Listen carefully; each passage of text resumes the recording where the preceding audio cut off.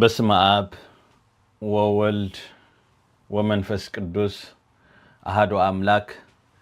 አሜን። ካብ እግዚአብሔር አቦናን ካብ ጎይታና ኢየሱስ ክርስቶስን ጸጋን ሰላምን ይብዝሓልኩም ኣብ ኩሉ ማዕውዳት ዓለም ከንኩም ተካተልና ዘለኹም ተከታተልትና ከም ያለኹም ከም የቀንኹም እግዚአብሔር ብምሕረቱ በፍቅሩ ብለውሃቱ በመለኮታዊ ሓለወኡ ሓልዩ ክሳብ ሰዓት እዚኣ ብድሓነ ሰላም ስለ ዘብፅሓና ክብርን ምስጋናን ኣምልኾን ውዳሴን ንዘላለም ዓለም ንዝኽርስሙ ይኹን። ቅዱስን ብሩኽን ወርሓ ጾመ ፍልሰታ ተሕልፉ ክትህልው ከዓ በዓል ሙሉእ ተስፋን ሙንዮትን የሞ እግዚአብሔር በድጋሜ ብሩኽ ጾም ይግበረልና። ናይ ለማዓንቲ ካልኣይ ክፋል ትምህርትና ኣብ ዝሓለፈ ቀዳማይ ክፋል ከም ዝጀመርናዮ መዝሙር ማርያም ብዝብል ኣርእስቲ ካልኣይ ክፋል ለማዓንቲ ክንቅጽሎ ኢና። ኣብ ዝሓለፈ ቀዳማይ ክፋል መእተዊ ኢና ጌርና ነርና ናቱ መቀጽልታ ሎሚ ድማ ክንቀጽል ኢና ማለት እዩ። እግዚአብሔር ክረድአና ምስትውዓሉን ጥበቡን ክገልጸልና ናቱ ቅዱስ ፍቃዱ ይኹን። መዝሙር ማርያም እንታይ ዓይነት መዝሙር ምዃኑ ኣስፋሕ ኣቢልና መእተዊ ርኢና ነርና። ለማዓንቲ ነተን ዝጠቐስናየን ወንጌል ሉቃስ ምዕራፍ 1 ካብ 46 ጀሚርና በብ ጥቕሰን ክንሪአን ክንፍትን ኢና። ናይ ለማዓንቲ ንሪኣ ፍቕዲ 46 ዘላ ተኣብዮ ነፍስየ ለእግዚአብሔር ነፍሰይ ንእግዚአብሔር ተዕብዮ ትብል ቃል ኢና ለማዓንቲ ክንሪያ። ኣብቲ ቀዳማይ ክፋል ከም ዝረኣናዮ እቲ ካብ ኩሉ መዝሙራት ዝዓበየ መዝሙር ካብ መጽሓፍ ቅዱስ እንመሃሮ እዚ መዝሙር እዚ ምዃኑ ቤተ ክርስቲያን እውን ነዚ መዝሙር ማርያም ማግኒፊካት ኢላ ከም ትጽውዖ ርኢና ነርና። እዚ መዝሙር እዚ ቅንየ ናይ ሰባት ወይ ድማ ሓሳባት ሰብ ዘይኮነስ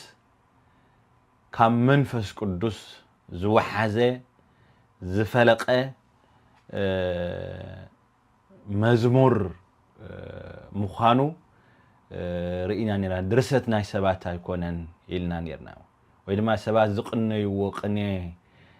ካብ ሓሳቦም ኣፍሊቆም ዝቕነይዎ ቅኔ ወይ ድማ ስነ ገጥሚ ከም ዘይኮነ እንታይ ደኣ ካብ መንፈስ ቅዱስ ምዃኑ ርኢናዮ ነርና። ኣብ መጽሓፍ ቅዱስ እውን ምስኡ ዝሰማማዕ መዝሙር ናይ ቅድስት ሃና እመ ሳሙኤል ቀዳማይ ሳሙኤል ምዕራፍ 2 ኣነጻጺርናዮ ነርና ኢና ማለት። ስለዚ እዚ መዝሙር እዚ ዝተዘመረሉ ግዜ ኣዲና ቅድስት ድንግል ማርያም ንክርስቶስ ኣብ ማህፀና ፀዊራ ከላ እዩ። እዚ መዝሙር እዚ ዝተዘመረሉ ግዜ ቅድስት ድንግል ማርያም ንክርስቶስ ኣብ ማህፀና ተሰኪማ ኮላ ጠኒሳቶ ኮላ ማለት እዩ ተዘመረ መዝሙር እዩ። ቅድስቲ ኤልሳቤጥ በመንፈስ ቅዱስ ተመሊኣ ኣብ ዝነበረትሉ ግዜ እዩ። ዮሐንስ መጥምቕ ኣብ ማህፀን ኣዲኡ ብሓጎስ ተሰራሲርሉ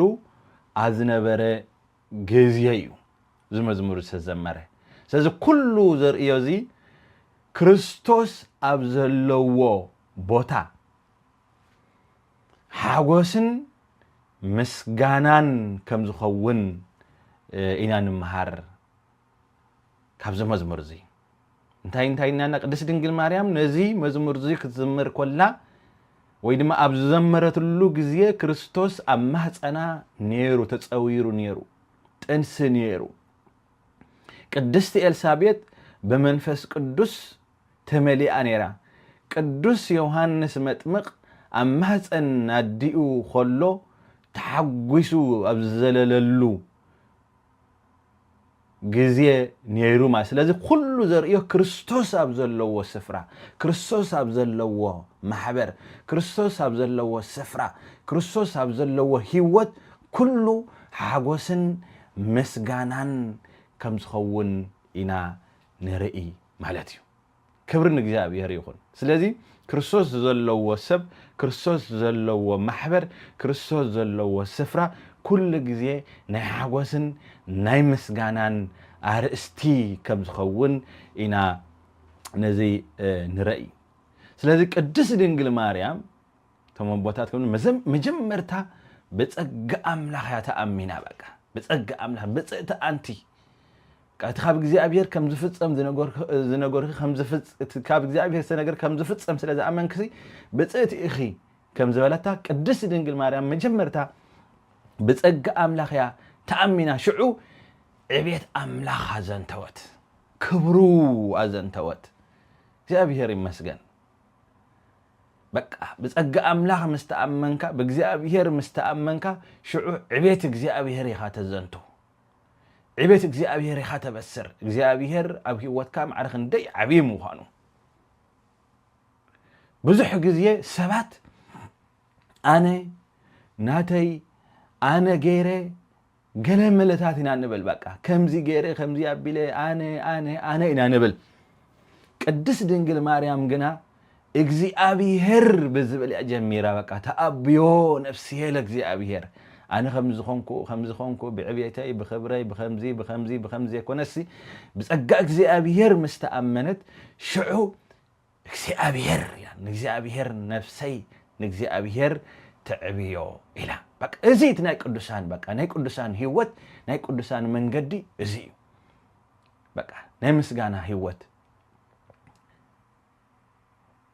እዚ ምስጋና እዚ ናይ ቅዱሳን መንገዲ ቅዱሳን ዝጓዓዝሉ ቅዱሳን ዝኸድሉ መንገዲ እዩ ማለት እዩ ስለዚ ቅድስት ድንግል ማርያም በምድራዊ ክብሪ ኣይተሓጎሰትን በቃ በምድራዊ ክብሪ ፈጺማ እንታይ ገበረትን ኣይተሓጎሰትን እንታይ ደኣ እቲ ዘለዓለማዊ መድሓኒት ኣብ ማህፀና ብምሕዳሩ እያ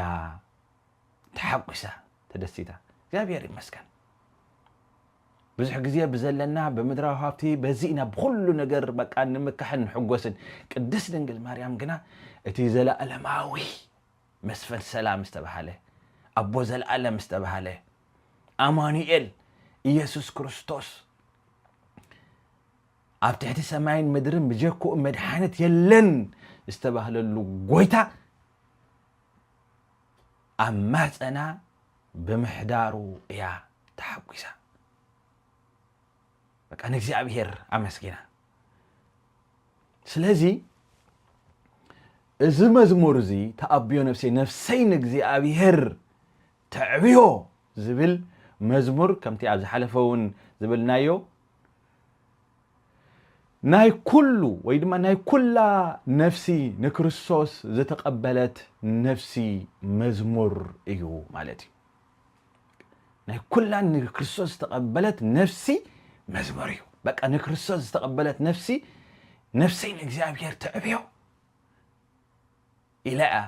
ትዝምርን ንእግዚአብሔር ተኸበረን ማለት እዩ ኣብዚ ዘርእዮ ዓብይ ምስጢር ኣሎ ቅድስት ድንግል ማርያም ንክርስቶስ ብስጋ ኣፄራቶ ንሕናኸ ንክርስቶስ ብምንታይ ኢና ንፀሮ ብምንታይ ኢና ንስከሞ ክርስቶስ بأمنة بتمكت بقدس قربان نكريستوس نقبله قدس دنجل مريم بسغاص ايراتو نحنا خا بامنت بتمكت نلبسو بقربان كا كل غزيه مسو انتاي نخون حدا نخون نقبله مالتي سلازي اذا مزمور زي كم تقديم زبلكو مزمور مريم طرح يكونن ناي كلنا مزمور ايو مخنياتو نغزي ابيهر استقبلت نفسي نغزي ابيهر تاي تغبر نغزي ابيهر تمسجن نغزي ابيهر تخبر قدوس داويد مزمور 34 كاب حدا كساب سلسة انتاي تباركو نفسي لغزي ابيهر بقى نغزي ابيهر كل غزي ابارخو وداسيو نحوارو اب افي ايو نفسي بغزي ابيهر كتحبن بغزي ابيهر كتكبر يا تحوتات ازي سميعهم كحغوس يوم نغزي ابيهر مساي اعبيو لعل ابلو نسمو حبيرنا لعل نبلو الى قدس داويد سلازي نغزي ابيهر استقبلت نفسي نكريستوس بامنه استقبلت نفسي بتمقت استقبلته نفسي بقربان استقبلته نفسي بقالو استقبلته نفسي نغزي ابيهر تاي اغبرو تبل مساي كونكم نغزي ابيهر اعبيو تبل كلاتنا نسم حبيرنا لعل نبلو نفسي بغزي ابيهر كتكبريا بغزي ابيهر كتحبنيا وداسي كل غزي انتايلو ابا فيلو بقى مدحانيت غزي ابيهر زخون الله نفسي سلازي كل غزي مسغانا كاب لسانا كاب وشطا كاب نفسا يوحز مالتي نكريستوس او وشطا تقف سلازي قدس دنجل مريم كريستوس مهصنا مسدر ازي مسغانا زي كاب وشطي زو حاجه سلازي بمنفس قدس تقانيه قني مزمور ايو إلنا سلازي نحناون كومو كمزي عينت هيوت نغزي ابيهر زعبي نغزي ابيهر زخبر هيوت كهلونا يكبؤو مالتي نفسي نغزي ابيهر تعبيو كنافريا يبلتن دمصي يبلتن تعالى نفسي سلازي مسكانا كاب وشتي زوحازه كاب وشتي زنقله كاب وشتي زفلقه كخون الله مات بكل انتنا خا نغزي ابيهر مغزا يزري بقى بكل حيلك بكل نفسك نغزي ابيهر املاكا افقرو كم سبهله سلازي ازي مزمور زي دما كاب لسان كاب افت زوص زي كونسي نفسي كاب وشتي نغزي ابيهر معباي نغزي ابيهر مخبار ايو كنافركا زي كونس كابتو مبوتا سنتايل كنافركا زي كونسي هيوتكا مولو نغزي ابيهر ودسو خمتي قدس داويت الوزلو وداسي ان حوارو افايو كم زبالو مولو هيوتكا كنافركا طرح زي كونسي انتايدا مولو هيوتكا نغزي ابيهر ودسو نغزي ابيهر أعبي يبل سلازي ملؤ هيوتنا كم يالو نابرانا خم يالو لومي بزحات أبيت كريستيان آمين نبلينا آمين يبليهم مزمور نزمرينا مزمور زمور بزحات يوم جنا لبوم انتايو كابك زيابيهر رحقيو لبنا كابك زيابيهر رحقيو اتي كنافرنا زبلون وشتنا زنورون زبلون كله انتهيو ننبيديو مالتيو كابزينا مباركن طنقق زلنا بلسانكا بافكا امين امين سلازبلكا مزمور سلازمركا طرح اخولا يكونن لسانكا سلازلفلفه كساب غورورخا حساب زچدد አዳራሽ ክሳዕ ተናውጽ ወይ ድማ ቤተ ክርስቲያን ክሳዕ ተናውጽ ከናፍርካ ወይ ድማ ጎረርካ ክሳዕ ዝግተር መዝሙር ናይ ዘመርካ ኣይኮነን ክብራተይ በቃ ሆሚልካ ክሳዕ ትብል ቅኔ ናይዚ ተቐነኻ ማህሌት ናይዚ ቆምካ ኣይኮነን ልብኻ ከመይ ያሎ እዚ ናይ ብዙሓት ፀገሚ ናይ ብዙሓት ፀገሚ ልሳና ኣፍና ይዝምር ልብና ግና ካብኡ ርሑቕ ዝኾነ ስለዚ ልብኻ ካብኡ ርሑቕ እንድሕር ደኣ ኮይንስ ንእግዚአብሔር ኣብ ህይወትካ ከመይ ጌርካ ኢኻ ክትዕብዮ እግዚአብሔር ኣብ ህይወተይ ዓብይ ኢኻሲ ከመይ ጌርካ ኢኻ ክትብሎ ትኽእል ኣብቲ ጎይታና ኢየሱስ ክርስቶስ ኣብ ወንጌል ማቴዎስ ምዕራፍ 15:8 እዞም ህዝቢ ብኸናፈሮም የኽብሩኒ ልቦም ግና ካባይ እንታይ ኢሉ ርሑቕ ኢሉ ልቦም ካባይ ርሑቕ ኢሉ ስለዚ ብኸናፍርና ንእግዚአብሔር ነምልኾ ከይንህሉ ነፍስና ንጥብር ከይንህሉ ኣሕዋተይ ክርስቶሳውያን ልብና ካብኡ ርሑቕ ከናፍርና ግና ናብኡ ቁሩብ ከይከውን ነፍስና ክንፍትሽ ኣለና ልቡ ካብኡ ርሑቕ ዝኾነት ብኸናፍሩ ንእግዚአብሔር ከዕብዮ ንእግዚአብሔር ከኽብሮ ኣይኽእልን እዩ ብህይወቱ ካብኡ ዝጠፍአ ካብ ኣምላኽ ዝተፈለየ ሰብ ብኸናፍሩ ብመዝሙሩ ንእግዚአብሔር ከዕብዮ ይኽእልን እዩ እዚ ነፍስኻ ምጥባሪ ነፍሰ ምጥባር ይበሃል እዚ ስለዚ ከም ቅድስት ድንግል ማርያም بملؤ نفسنا نجزيابير كنعبيو يقبأنا قدس دنجل مريم مادينا نفسها بملؤ نجزيابير أعبيو تعبيو بلد نجزيابير سي تعبيو بلد انتهي مالتي نجزيابير يعبدي وجزيابير ينقسدي انتهي مالتي نجزيابير تعبيو مالت أبزي زولت وانا أورا أنقع حساب أبزي زول انتهي مالتيو معباي እግዚአብሔር سي معباين من أسن مقدالن موسخن እግዚአብሔር አለው እግዚአብሔር ፍጹም እዩ እግዚአብሔር ወሰን ዘይውልዩ እግዚአብሔር በባህሪው ዓቢዩ እግዚአብሔር አይጎድል አይወስኽ እዚ እግዚአብሔር ስለዚህ እግዚአብሔር ብኩሉ ሙሉ እንድሕዳ ኮይኑ ኣብ እግዚአብሔር ሙጉዳልን ሙሳኸን እንድሕዳ ዘይሃልዩ ነፍሲ ወዲ ሰብ ደኣ ከመይ ገረያ ንእግዚአብሔር ኣምላኽ ክትዕብዮ ወይ ድማ ዓብይ ክትገብሮ እንታይ ማለት እዩ ርኢና እግዚአብሔር ኣብ ልብና ዓብይ ቦታ ምዝህልዎ እዩ ዝዓቢ እግዚአብሔር ዓብይ ኣብ ልብና ዓብይ ቦታ ምዝህልዎ እዩ ዝዓቢ በር እግዚአብሔር ዝጎድል ዝውስኽ ኣይኮነ እግዚአብሔር ፍጹም ሙሉእ እዩ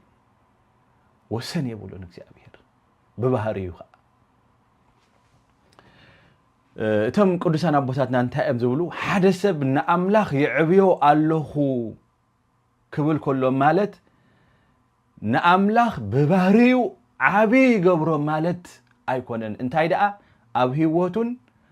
ኣብ እምሩኡን ንእግዚአብሔር ልዑል ቦታ ብምሃብን ንግብርታቱ ብምድናቕን እዩ ይብሉ ሓደ ካብቶም ቀዳሞት ኣቦታት ኦሪጅን እንታይ ይብል ሓደ ሰብ ኣብ ቅድሚ ብፍላይ ዝገልጾ ጽናሕኩ ናይ ኦሪጅን ሓሳብ እዩ ሓደ ሰብ ኣብ ቅድሚ ጽሩይ ንጹህ መስትያት እንተደኣ ደው ኢሉ እቲ መስትያት ናይቲ ሰብ ምስሊ እዩ ዘርዮ መስትያት ኣብ ቅድሚኻ እንተጌርካሲ ሓደ ጽሩይ መስትያት ወላ ዝኾነ ርስሓት ዘይብሉ ኣብ ቅድሚኻ እንድሕዳ ጌርካስ እቲ ናትካ ምስሊ እዩ ኣብቲ መስትያት ዘርእየካ ማለት እዩ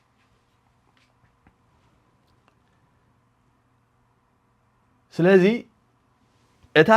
ካብ ሓጢአት ንጽህቲ ዝኾነት ነፍሲ ካብ ሓጢአት ዝተፈለየት ነፍሲ ብመንፈስ ቅዱስ ክትምላእ ከላ ናይ ኣምላኽ ፍቕርን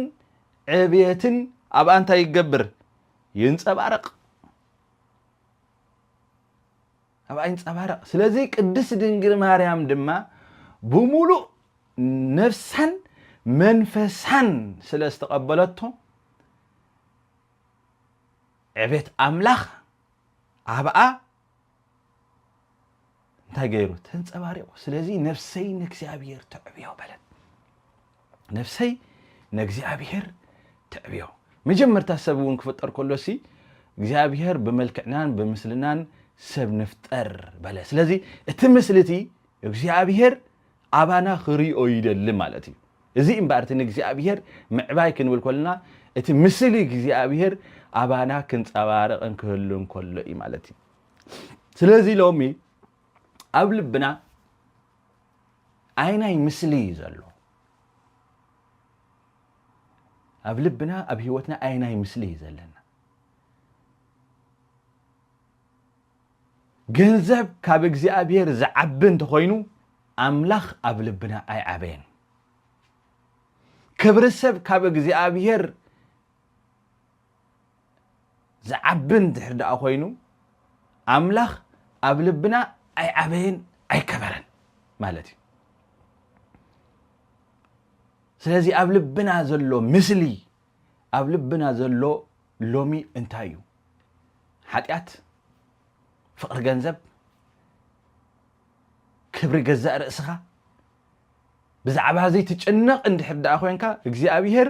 ኣባኻ ኣብ ህይወትካ ኣብ ልብኻ እንታይ ገበረን ኣይዓበየን ኣይከበረን ኣብ ቅድስት ድንግል ማርያም ግና ብሙሉእ ልባ ስለ ዝተቐበለቶ እግዚአብሔር ዓብይ ነይሩ ስለዚ ነፍሰይ ንእግዚአብሔር ትዕብዮ በለት ካብታ ምስጋና እትህብ ነፍሲ ዝዓቢ ነገር የለን كل جزء بمسجان نوارو كم استبعله كمتا مسجانا اتهب نفسي زعبي نجر يلن سلازي كريستوساويان لومي نفسنا كن حتت يقبأنا أبينا زلنا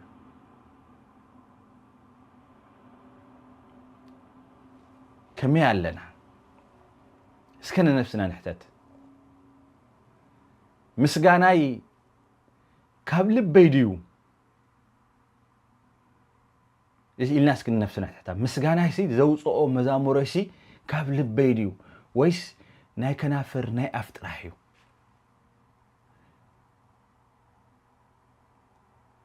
ويس لمد طراحيو بحق سي كم قدس دنجل مريم مچم نزي بفلايك أبيتها كانت كوينو أبعدنا نزي مزمور زي نزلوا زي معلتاوي زي ولوسب يلن تأبيو نفسي لإግዚአብሔር نفسي نإግዚአብሔር تعبيو صحفنان هيوتنان قالنان كمتي صحفنا زلدي زلو فصيم يلن نإግዚአብሔር أب هيوتيسي يعبيو لخدي كم قدس دنجل مريم أبزي صومزي صوم مريم يلنا صوم فلسطة يلنا نصوم زلناسي كاب قدس دنجل مريم بركات كنكافل كمون كم تقدس دنجل مريم زنوبروتو هيوت أما صحاب قدس تصحيفلنا خم زلو كمو عينت هيوت من انتخلو النايو نصوم زلنا ስለዚህ ምስጋናይሲ ካብ ልበይ ድዩ ዝወፅእ ዘሎ ካብ መንፈሰይ ድዩ ካብ ነፍሰይ ውሽጢ ድዩ ዝወፅእ ዘሎ ኢልና ነፍስና ክንሓታ ይግባአና ብልምድ ድየ ዘመስግን ዘለኹ ንእግዚአብሔር ዘዕብ ዘለኹ ወይስ ተረዲእኒ እዩ ክንብል ይግባአና እግዚአብሔር ኣብ ህይወተይ ዓብይ ቦታ ኣለዎ ዶ كنبل يقبعنا كبر حوي እግዚአብሔር ኣብ ህይወትካ ቦታ ኣለዎ ዶ ክብርት ሓውተይ እግዚአብሔር ኣብ ህይወትኪ ቦታ ኣለዎ ዶ ኣቦይና ደይን እግዚአብሔር ኣብ ህይወትኩም ቦታ ኣለዎ ዶ ወይስ ካልኦት ነገራት እዮም ዝቅድሙና ንእግዚአብሔር ዝቅድምዎ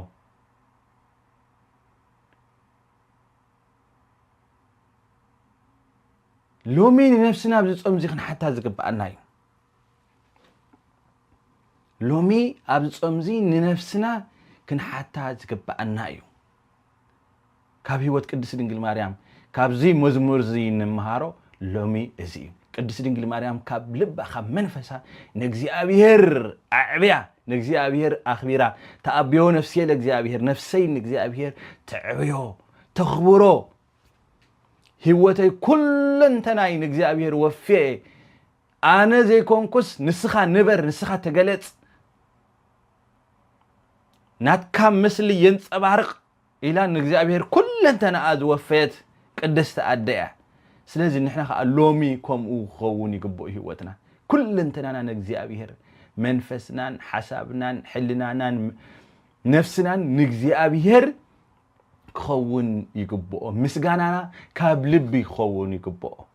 كاب لمدي كونن كاب لبي مزخونيو مقراتو زردأنا بزبلنا يوم متن طعمون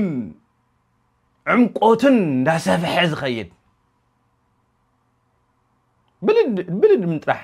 انت خوينا كن لمد طرح منفساوي